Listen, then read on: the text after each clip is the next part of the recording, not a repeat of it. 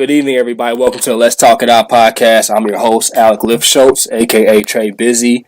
I want to thank you guys for taking time out of your busy schedules to tune in tonight. There's been a lot going on, a few minutes late, but the conversation's still going to be just as good. I'm just going to say hi to everybody in the chat room. You guys have been holding it down for the last 10, 15 minutes. I've been working tediously to make sure everything gets up to speed to where it needs to be at. We were having sound difficulties. So just today having a whole chat room. EJ4312 says, while we wait, man, somebody pushed one of my triggers yesterday, but I didn't react negatively yet. Woo, woo. I like how she subtly threw in the yet. The yet at the end. I haven't reacted negatively yet. No, it's not canceled, Natty 093. We don't work that way. I work tirelessly to make sure everything works right. I don't give a flying fuck about canceling. I mean, that would have been a cop-out, and I tell you guys all the time not to cop out. What's up, Jackie? Jackie's in here. My mom's here. What's up, Mom? She has a new avatar. She changed her picture. Yes, it is today. We are here, and we are going to be doing it. XO Vibe says she's sending good vibes. You guys, good vibes have helped me out a lot. So before I go too much further, I want to thank Megan for coming on last week. Megan was very open and honest about things she deals with. She was talking about really, really deep stuff, everything from as far as overcoming alcoholism, to, traveling a lot, the military life. Oh, my mother says we never stop or quit. You damn right we don't. What's up, Tequila? She says, Natty says, yes, definitely. Once you react, it's a permanent thing that you can't change. So that's good to hear. There's always growth in your life that you can always change. I don't, before I go any further, because I could keep going on and on. I want to introduce my guest tonight. My guest tonight is Taneisha Naylor. I'm going to let her tell a little bit about herself. I want to make sure everything's up to speed in the chat room. You guys, I want to thank you guys again for being so patient and waiting in here instead of just leaving and abandoning ship, because some people would have just left. So thank you guys for doing that. Good evening, Taneisha. Tell people a little bit about yourself tonight. Hi, so I am Taneisha Naylor. Thank you guys for joining the conversation tonight and weekly tuning in to Let's Talk It Out podcast. And a little bit about myself. I am a full-time entrepreneur. I am a writing and publishing coach. I'm an author and I am a speaker. And the writing and publishing coach, what I do is I help entrepreneurs, speakers, influencers, and aspiring authors write, publish, and successfully launch their book in about 90 days. And the whole goal of that is to help people to build their influence and create more opportunities for them by way of writing their book to share their story or their area of expertise. So that's a little bit about what I do. I went to NIU. I have a bachelor's degree in family social services. So post-college, I was a counselor, a mental health counselor, and I worked in the mental health field for about 3 years until I left my job and fired my boss. So that's what brings me on here today. I love talking about mental health, and I am excited for this conversation. And we are definitely really excited to have you on tonight. I'm especially excited. I mean, you reached out to me so long ago, and you probably thought I forgot about you reaching out to me. It was a long time ago. It was when Let's Talk It Out was barely even launched. It was back in September-ish of last year. Yep. But I like to keep things in my savings account mentally. I have a mental block in my head, and on this block, that's where I keep all information as far as people that are willing to help out and people that are willing to go out of their way to help. And I'm like, you know what? I'm gonna come back to her. I granted at that time my show was still on Bear's Barroom, so I wasn't technically my own network yet. I relaunched as my own network in February. Congrats. So, thank you. And since then, I've learned to master certain things about running it, the content, getting people what they want to hear, engaging with the chat room. I've learned so much since I first launched that, to me, it's great that I waited because, God forbid I would have went and, we would have did it early on and the show wouldn't have been as good as it could be because I wasn't where I am now as far as running a show and being a host on a show. Mm-hmm. So everything works out for a reason, Even the graphic I made, for I didn't have no idea how to do that type of stuff, mess around with that kind of thing. Let's Talk It Out didn't even have an Instagram page at that time. They didn't even have a Twitter at that time. Like I said, it was just becoming over a little bit past being a concept. I literally just launched it when you reached out to me. That's what's up. Yeah, and I definitely felt the need to because, of course, we went to college with each other, but it's always good to connect with people who are doing great things, and especially a black male in the community raising awareness and breaking the silence on mental health. I think that's amazing. And the fact that I worked in the field and I've just been able to meet and counsel so many people through it over the years, I definitely felt like I wanted to be a part of the conversation and a part of the movement, what you got going on. So I appreciate you for even reaching back out to me. Now, like I said, I'm a man of my word. What did I tell you when you reached out to me? You said you was gonna follow up, so you definitely You did. probably thought I forgot, didn't you?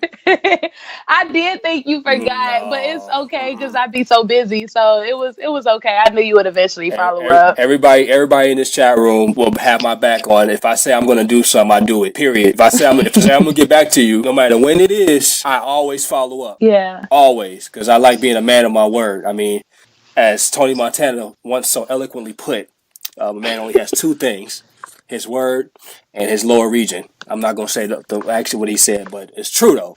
I say I'm gonna do something, I do it. Because I mean, how's that look if I tell you I'm gonna do something and I never do it? Right. It looked bad. It looked bad on you. Yeah. So that's what's up. I really appreciate that. And everything happens. Timing is on purpose for it to be the way it went because, like I told you, this is my shit now. I could do whatever I want with it. If Mm-hmm. if I wanted to go live at 9:30, if I wanted to go live at 9:30 a.m., CB fans Alec is a man of his word, 100%. They know. They know. Everybody know. My mom said I vouched for him. He was raised in integrity. That's XO what's up, Mom. XO5 says no weapon formed against Alec will ever prosper. You damn right it won't. Because I don't let things prosper against me. What's up, Miles? My boy Miles in here. Everybody, we all in here, man. I really appreciate you guys for coming in, man, taking time out of your day to come have this conversation. I wanted to ask Taneisha, like, tell me a little bit about, like, when you were working in the mental health field, like, give me a little bit of your day to day, your routine for getting ready for it, or how you were able to just go through some of the conversations you had. Just give me a little bit of that. Put me in that situation. So I'll kind of give you insight. I had two different positions when I worked in the mental health field. One, I worked in like more so the hospital. So I worked in a mental health hospital, as a behavior and mental health hospital, and there was a population of about, I want to say, 375 people that could be housed in a place temporarily, and you have children from 4 years old all the way to whatever age, like 60, 80 plus, whatever age you need to be in there. So they had an adolescence unit, a pre-adolescence unit, teenagers, and then they had the adult population. And then the adults were split up between like extreme and like not so extreme, like pretty much like normal mental health issues. And so day to day getting ready for that, it was an 8 hour shift. I worked second shift, and so I would really have to prepare myself mentally before I go in there, because you're dealing with people who are dealing with a range of emotional, mental, and just anxiety issues, a lot of trauma.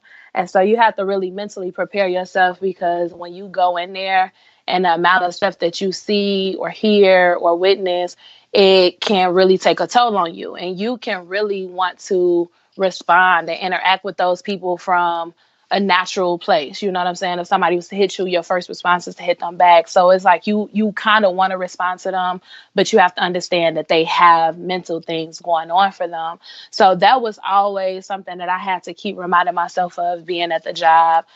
Because especially with the adults and even children, they get very physical in that type of environment. Um, they're being medicated heavily every single day. Not all of them are getting the proper treatment that they need. So that was one thing that I saw when I was in the mental health field. I came in like, let me try to change things. Let me actually be of help. I learned, especially working at the hospital, that the mental health field is a huge moneymaker. And so, like, even the way that they want us to write our notes as counselors and people that work with the clientele every day, they want you to make sure that you're writing your notes so that it could look like they need the services and so that they can stay in the hospital so that the hospital can keep getting paid by insurance. And if you don't write your notes as such, then they want to fire you or there's issues. And I've seen people get fired for those particular reasons. And so it's a pretty it's a pretty technical situation that we can look at. And even like when another position I had, it was more very free, very relaxed. I made my own schedule. I was an in-home counselor. So I was working directly through DCFS. I had a private agency I was working for. I was going into homes, schools, daycares, anything you can think of. And it was mandated services by the state.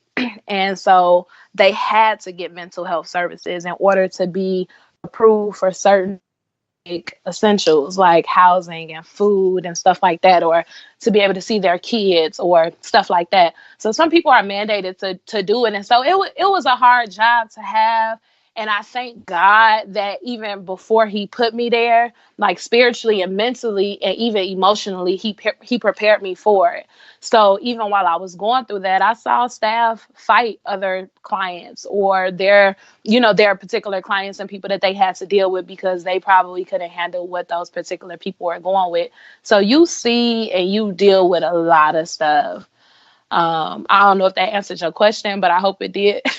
You did an excellent job of answering my question. As I mean, you answered about the next two or three questions with that, and Well, that's I really do appreciate that.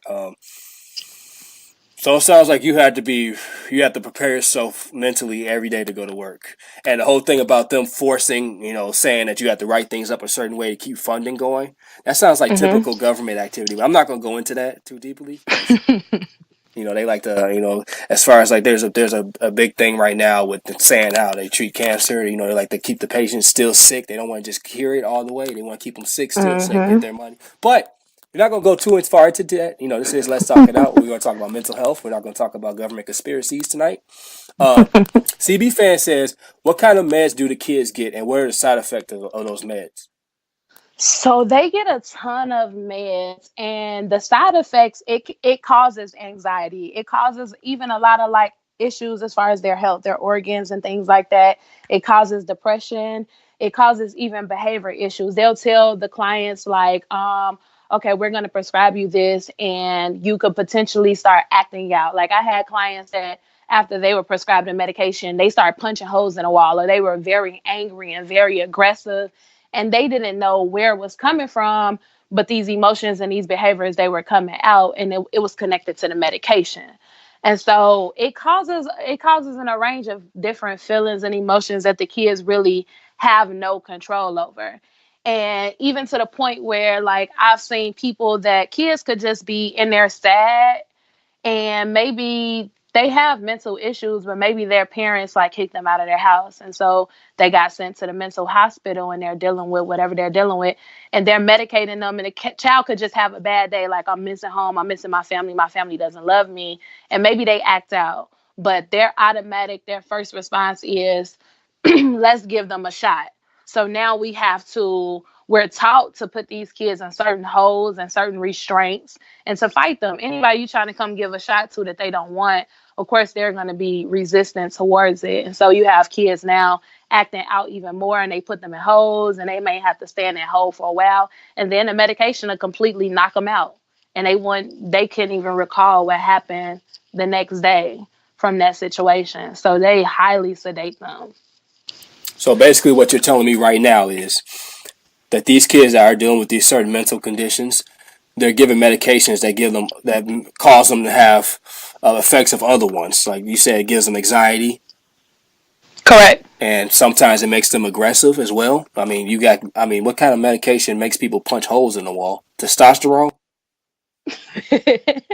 And what they put in these medications, I don't know. And I honestly can't classify all of the names for the medication because I haven't worked very closely with them in a while. And the nurses prescribe the meds.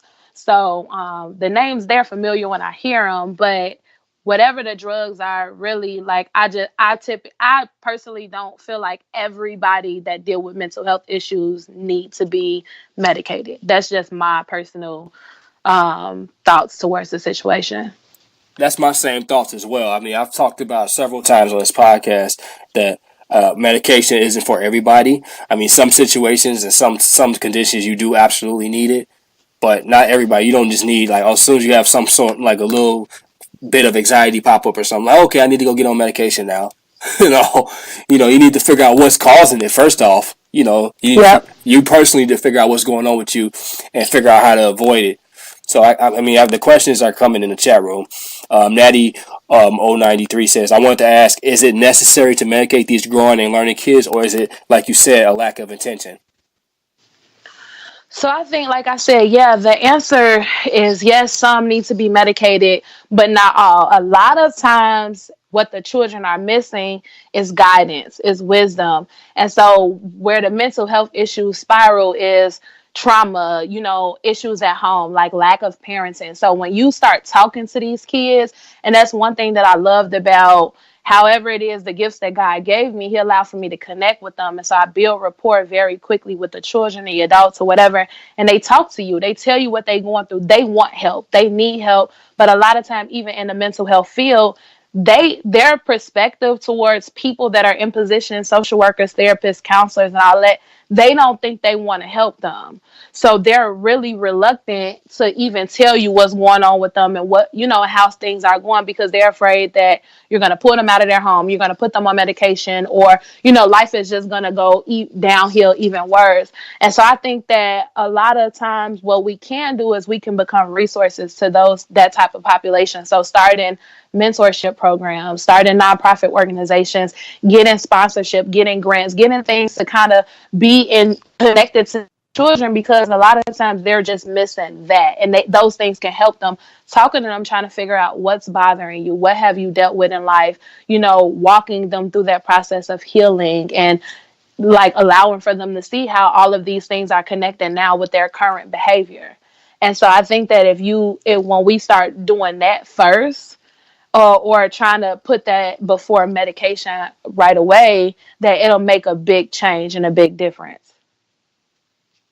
Yes, it will. I wanted to ask you. So the chat room is they're going off right now. Randy says these drugs shouldn't be given to kids. Shake my head. Even adults. CB fan says sounds like the meds cause more damage than good. That's horrible. My mom has a question. She says Cook County Sheriff was the leading pioneers for decriminalizing the mentally ill. What's your view on the county jails decriminalizing the mentally ill in jail? That's a great question. So I feel like, the county jail and of course the government, they put this stuff in our community.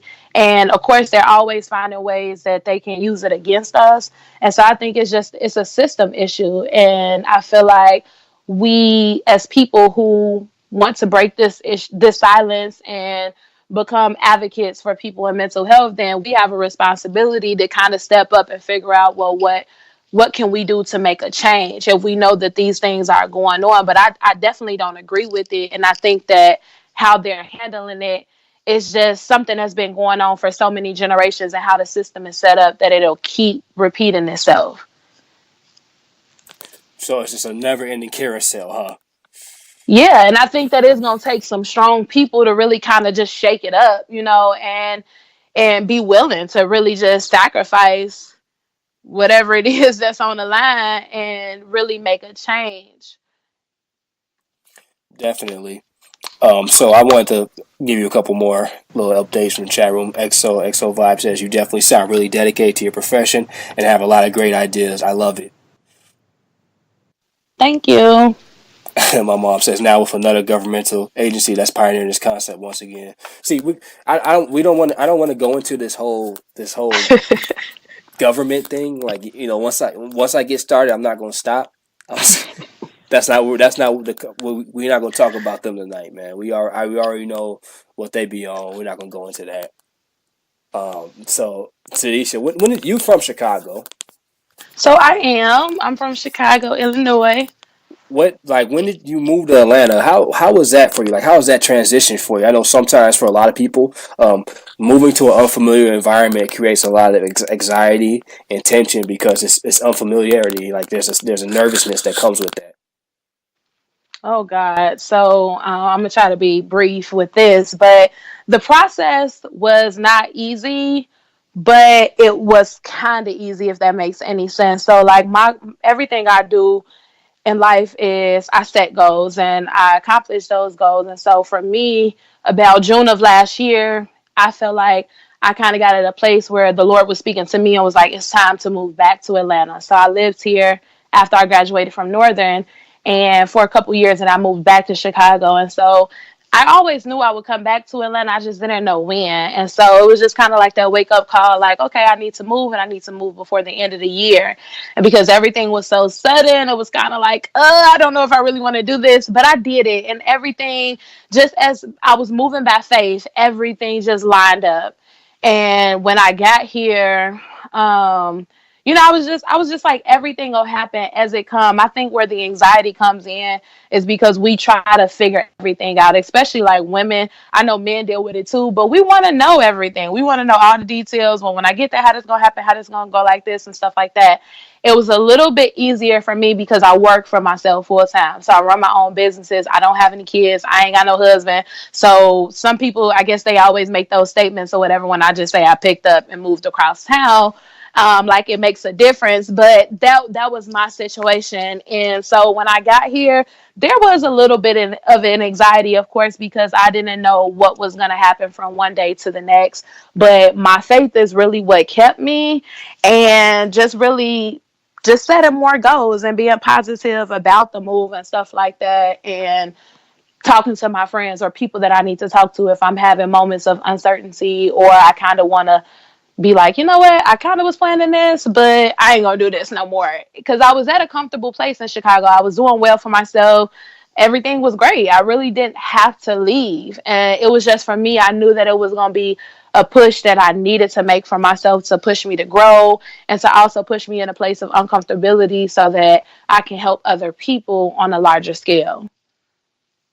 Sometimes, in order for us to grow, we have to put ourselves in situations we're uncomfortable with.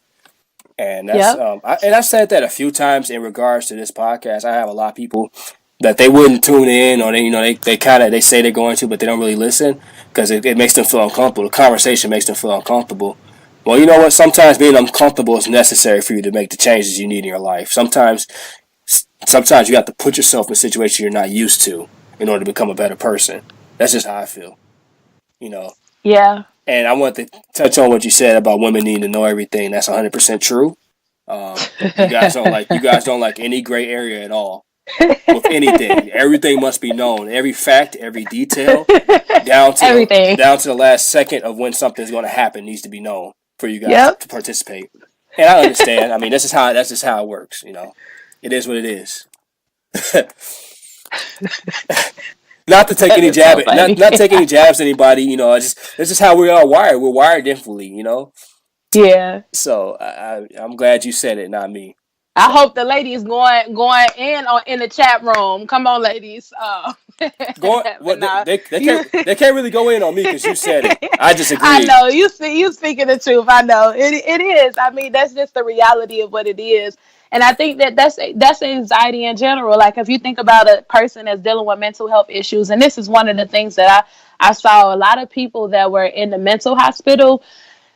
If you really listen to them, look at their reports, their charts, and like just really dissect the situation, a lot of them have gotten to a place where they just had a mental breakdown, and it was just like they're not happy with where they are in life. They're disappointed at a lot of decisions that they've made. They have a lot of secrets. They have a lot of things that they hold it onto, and a lot of childhood traumas and just adult traumas and things that they never dealt with, and so I think that it's important, to really deal with those things because before you know it, it'll get to that point where you having that mental breakdown and you have nothing left. But those people, it's because too, they think that beyond this point of all this hardship and all this pain, I don't see any happiness. I don't know when the day will come and can I have the full details? Like, is it going to be next month, next year? When is this going to come? And so they overall, they lose hope and they just become like a vegetable and it's sad, like in a body, you know what I'm saying? Like, and they're living, but they're just existing. That is sad when it gets to that point for some people. Uh, I'm just Yeah. I'm just catching up. CB fan says moving from Chicago to Atlanta is stressful. How does she deal with that anxiety? Really, a big thing that works for me, and everybody deals with anxiety different. But me, I'm the type of person where I do a lot of self reflection, but then I like to vent. So because I'm an author, I wrote 4 books in 2.5 years, and I'm a speaker. I like to talk, so I like to express myself. I like to get it out. So I write, I journal a lot, and then I don't mind talking to like a certain select group of people that I can trust and, really pour out that stuff too. But more than anything, the number one reason and number one glue to it all is God. So God is really what pushed me, and my faith is really what allowed for me to do it and really silence that anxiety. Absolutely. Having a higher, person to feel like that's in your life for you to look up to or follow is a huge thing. Understanding that God's in control of your life is a huge thing. So Hmm. B Live Show says we can stay on a more community focus. Give some basic building blocks on stepping out of the comfort zone and launching your own business, book, public speaking, and just sharing your life story. She's talking about the government thing. I was just joking about. If you guys want to talk about the government, that's fine. I'm just joking. I have no problem with how this country is ran. Psych, I'm kidding. I do have a problem with that. But if you guys talk about whatever you want to talk about, Taneisha, don't feel like me saying that is stopping you. If you want to go ahead and talk about how you feel about the branches in government, whatever you want to talk about, that's what this whole show is about. It's predicated on people talking out and expressing how they feel. So if that's what you want to talk about, who am I to stop you from talking about it? Other than the person that runs the podcast. But Right. who am I to stop you from talking about the government? Okay, yeah, no problem. Can you read her question again? It sounded like it was two separate questions, but I want to hear it again so I can make sure I answer it correctly. She was like, well, um, she's just the first part is just basically just focusing on what you were saying earlier. But the second question is like, how do we advise someone to entrepreneur and launch their own business? Like, give us like a summary of like how you would advise somebody to do that. Like, say if they came to you saying, "Hey, I want to start something up," or "Hey, I feel like I want to get something going." How would you, start off the conversation with that person? So, one of the things that I would ask you is what are you passionate at? And like, what do you like? So, when you figure out what you're passionate at, like, I believe that you should do what you love to do. So, like, what I do every day, I love to do it. I use my passions, I use my gifts, but I also use the education and wisdom and things that I've learned along the way. But it's what I'm passionate at. So, first looking at that, but then also every entrepreneur, when you become an entrepreneur and an innovator, you're solving a problem that currently exists. And so, right now on this podcast, we're talking about a problem that currently exists, which is mental health. What Alec did was he started this podcast because he wanted to solve a problem, and he just used the podcast as a way to do it. And so, you have to look at those two things first, and then figure out what way do you want to start. Personally, myself and what I teach and train other people to do is start off with a book. And if you're trying to get into speaking and really start building your influence and your brand and stuff like that, I personally believe that that's a great way to start. And maybe you have a story to share, maybe you dealt with it, or maybe you're just educated in this area and you have expertise, a level of it, and you want to share it with people. And I would say start off there first. And then, I mean, we have Google, we got Instagram, they got everything. So you can go on Instagram if you feel like you need any extra services. People have coaching programs and all type of free resources out here. But you have to start there first. What are your passions? What problem is out here that you are passionate about that you want to solve? So for myself, I'm passionate about helping people. I love helping people. I love motivating people. I love teaching people on anything that I learn. And I'm just passionate about seeing people healed and living in their purpose and living whole.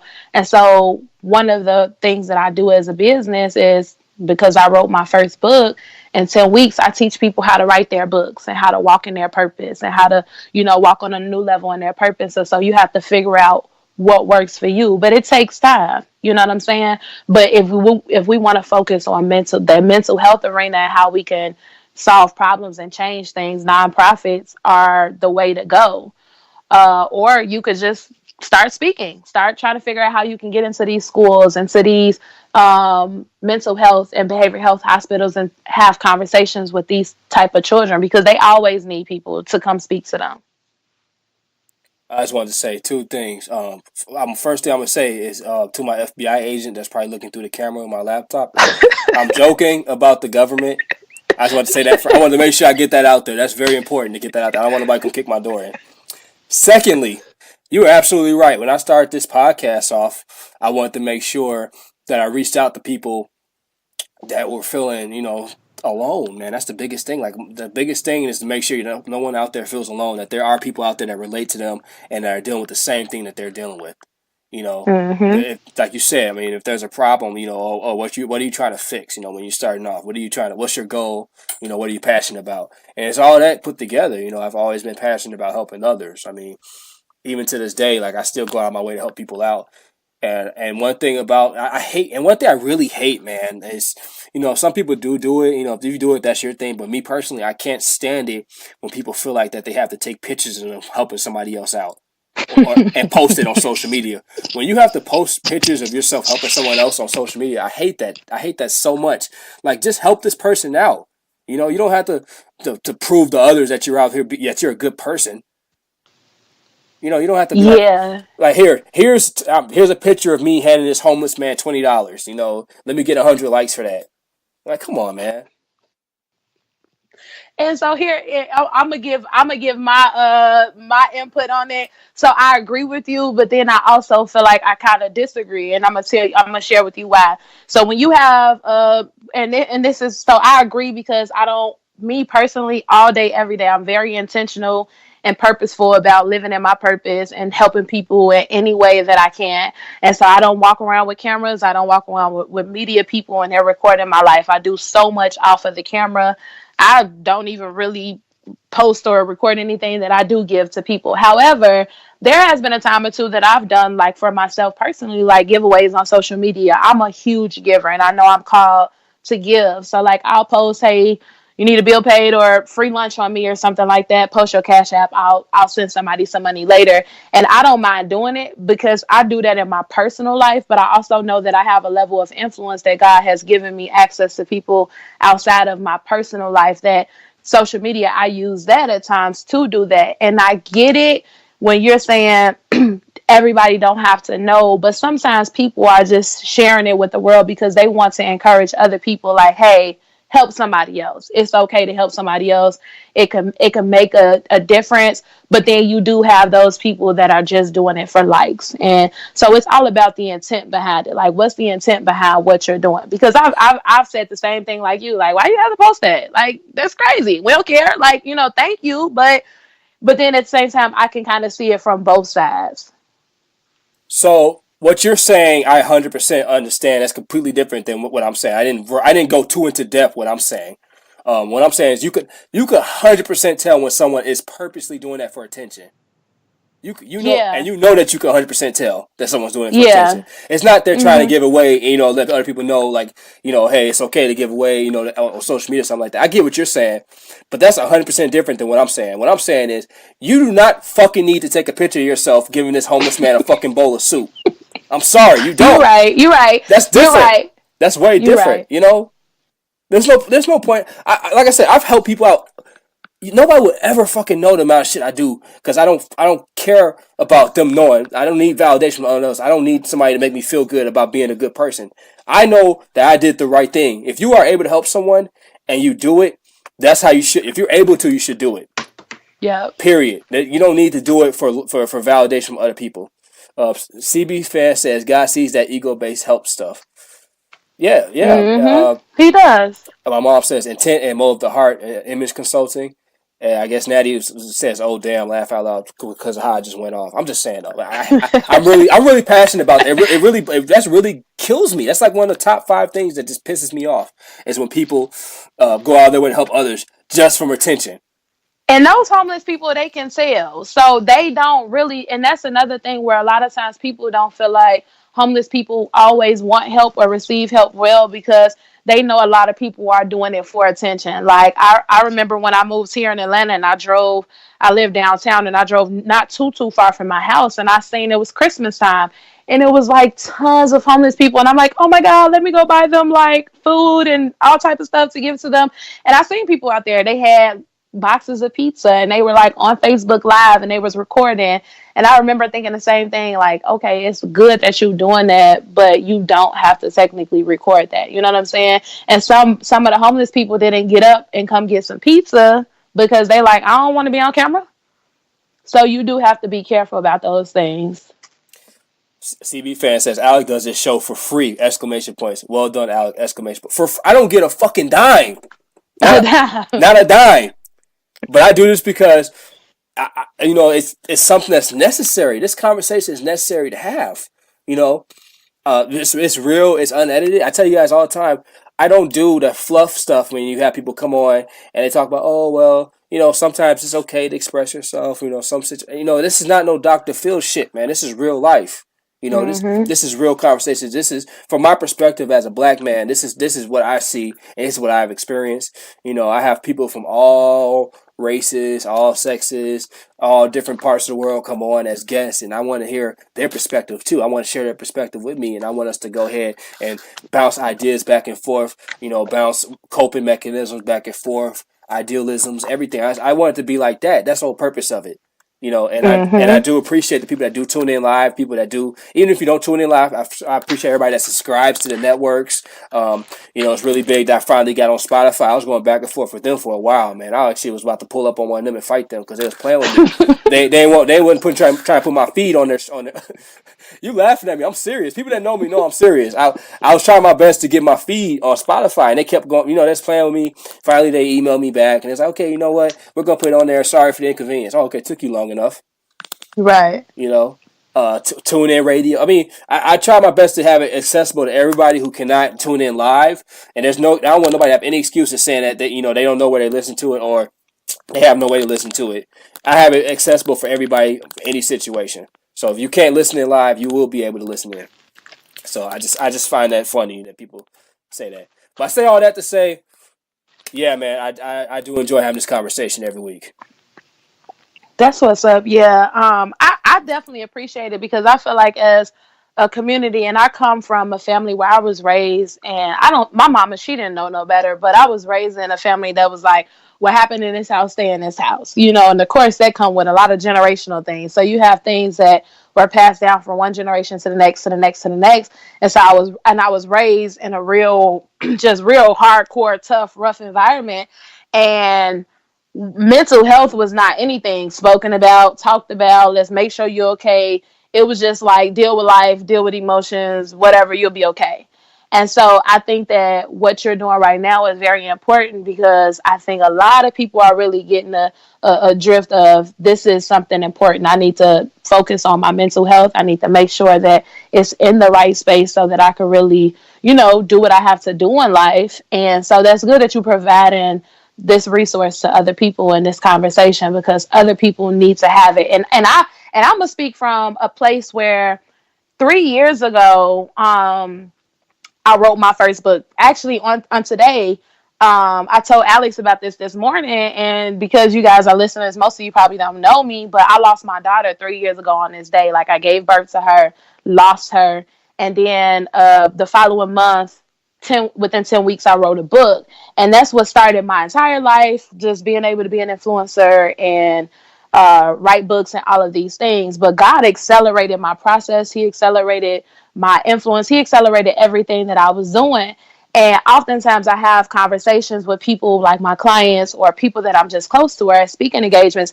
And I talk about, I'm very transparent in everything I do. And so I talk about that part of transparency that nobody wants to break. Nobody wants to be honest. Nobody wants to be open.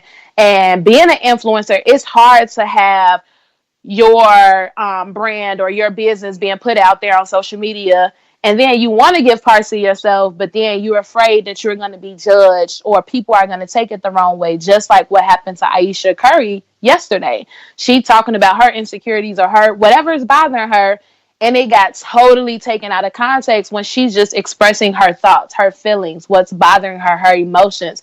to be able to free up her mental health. And I feel like we have to be mindful of that, and we have to create atmospheres and conversations and podcasts and areas where people can feel safe and free to come express themselves and say, hey, I'm not okay this week. Like the young lady said, I almost cussed somebody out, or whatever. Like, I'm not perfect. I'm far from perfect. And I tell people that all the time, because I guess what they feel like on social media, I'm perfect, and I'm far from perfect. I have my downs, my lows, or whatever. And I took it upon myself, like last year and just moving forward, to be more transparent, to be more honest about certain things that I'm dealing with, but in a place where I can help you. You know what I'm saying? And motivate and encourage you to move forward. And also to let you know that you're not in this alone. And I found that that's helped a lot of people. A lot of people like that, and they need that. So I just want to say, I mean, I told I was earlier, it's crazy how things work out because when I first asked her for this date to come on, I had no idea. I had literally no idea about her losing Taneisha losing a baby, and she's honestly one of the strongest people I've ever encountered. For her just to be Oh, just open enough to say that, and she shares the same philosophy with me when I say there's no reason to hold back. You keep it honest. Your story could help save somebody's life. You keeping it honest and letting them know how it is from your perspective can help save somebody's life. So CB fan said, "Wow, that's the most powerful. That's the most stressful experience a parent can have. Kudos to you." EJ4312 says, "Sorry for your loss." Yeah, thank you guys. yeah. I mean, she literally took words right out of my mind. And not just like things I was going to say, but things that I always think about all the time with this show. Being open and honest is the best philosophy. Sharing things that are going on with you and sharing your perspective and things you have experienced is huge. Like I've had people that listen to the show regularly, just from listening to the guests or listening to me, tell me that, hey, I'm going to go start seeing a counselor now, or hey, I'm going to start going to therapy now, or hey, I'm going to start going to AA meetings now. Hey, just you reaching out to me helped save my life because I was having suicide thoughts, but just knowing that someone gives a fuck about me to hit me up and check on me means so much to me. You know, Yep. just thinking about somebody. Say someone pops up in your mind. People don't just pop up in your mind for no reason, man. Like Yep. just hit them, send them a message saying, "Hey, what's going on?" And I'm tired of it. It's this day and age of people just feeling like if they're too prideful and they don't want to be the person to hit somebody up first. So the fuck what? I'll hit somebody. I'll text you more than once. If you don't respond, I'll text Yep. you 2 or 3 times. I don't give a fuck. You know, I don't Yeah. I'm man enough to understand that maybe someone didn't see the first message. I mean, they could be at work and see it and not respond. I mean, it happens, man. Just don't take everything so damn personally. Yeah, and then that's what you call purpose. When you're walking in your purpose all day, every day, like you said, you're able to realize and see God speaking to you through different things, like bringing somebody up on your mind. It is okay to reach out to that person. Like I'm busy, you're busy. A lot of people are busy. We have a lot of things going on. But it's okay to take those 2 or 3 minutes out of your day to reach out to somebody, because think about how that would make you feel. And I always think about moments where I'm down, or if I'm at my lowest or my weakest, and somebody probably called me or texted me or reached out to pray for me or sent me something encouraging, and they had no idea what I was going through.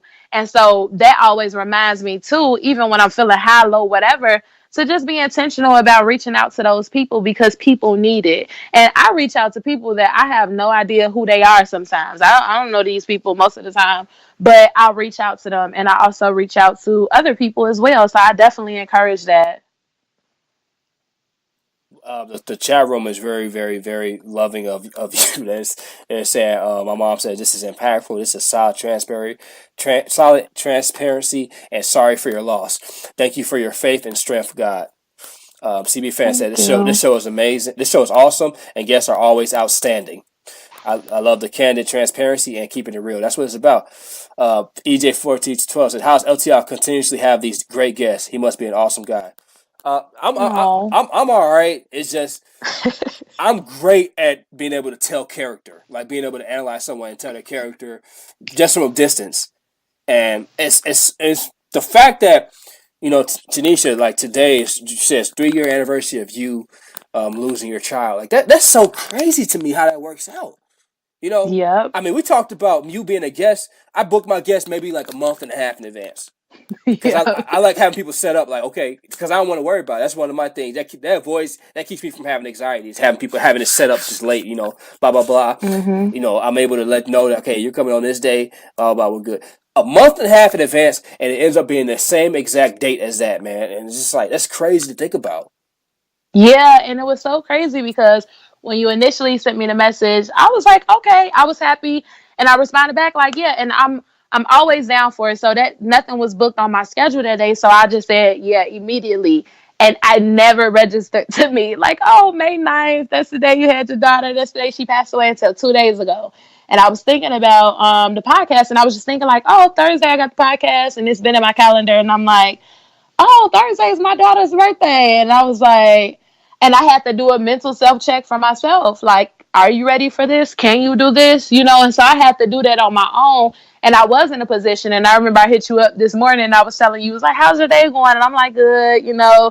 And I didn't know if you were asking me from a place that you knew what today was or just in general. And so when I told you, you was like, oh, I didn't know. I was like, you was like, oh, I didn't want to put too much on you, and I'm like, no, it's fine. Like I'm good. Like I woke up good, and not when I tell you it's nothing but the grace of God. But also, when I started working in the mental health field, it allowed for me and pushed me and motivated me to really get myself together.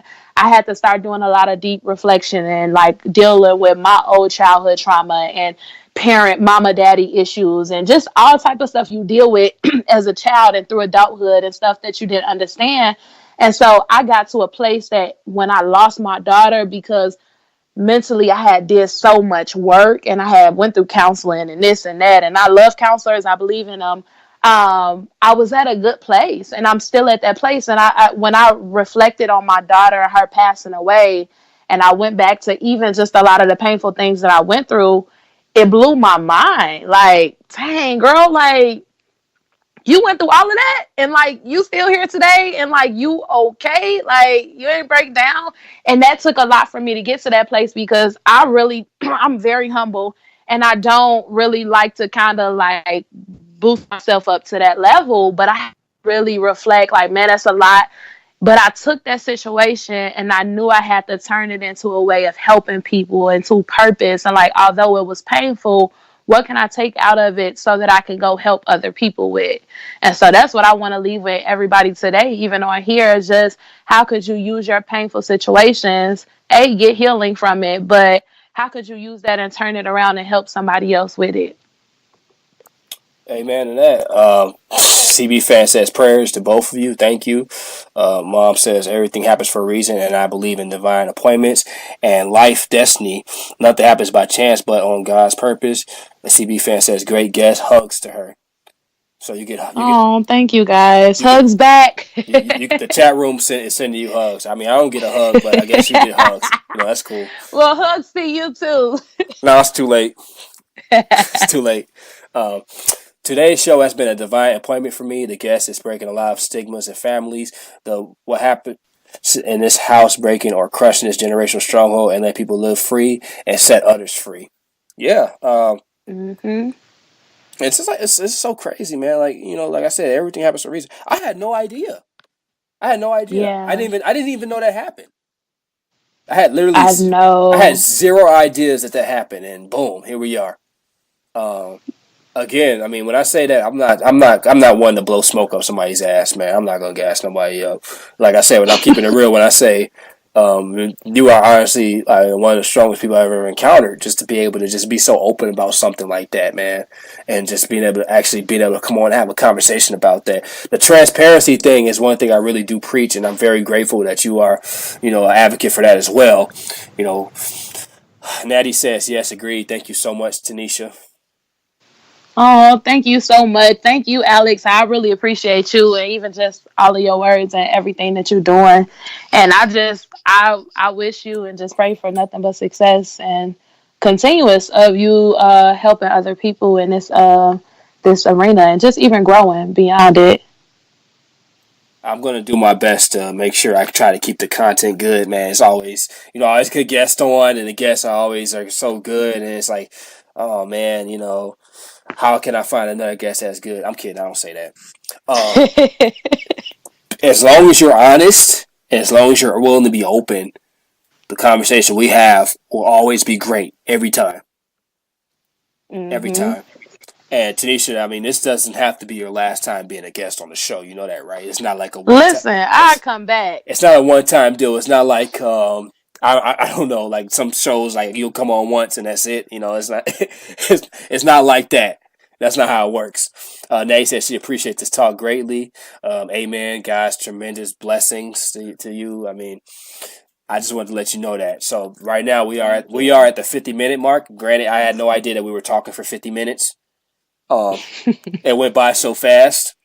It did. I wanted to ask you if you wanted to say some last words to the chat room. Let them know a couple things before we get out of here.